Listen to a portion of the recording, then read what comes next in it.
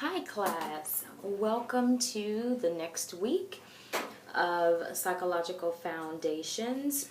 Let me say this, I had a great time looking at all of your videos, learning more about you and your families, and especially seeing different pictures and videos of your classrooms. Phenomenal job. Sounds like or looks like you guys are getting a little bit more use to Blackboard. Blackboard does have its challenges. It can be good some days and some days it can be bad, but it looks like you guys are doing well with that. I just wanted to send just an update for this week. As a reminder, all assignments will open on Monday and then they will end on the following Sunday. So you have about 7 days to complete your assignment. So keep those deadlines in mind, especially as graduate students. I know that you're busy. I know that you have things going on, but we really have to, in an online environment, stick to those deadlines.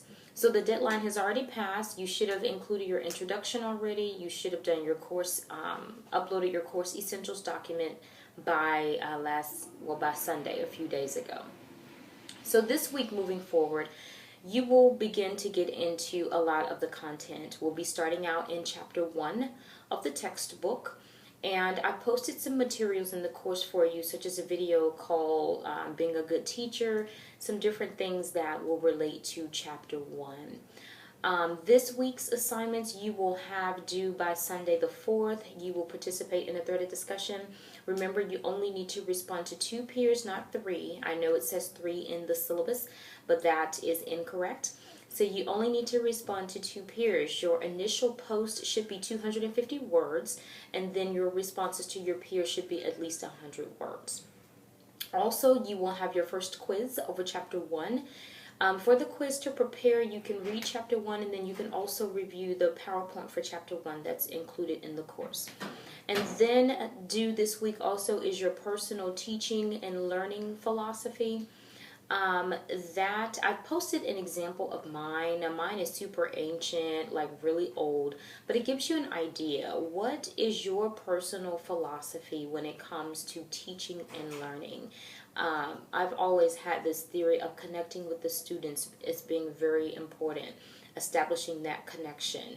And so whatever your personal theory, whatever your personal learning and philosophy may be, now is the time that you will submit that.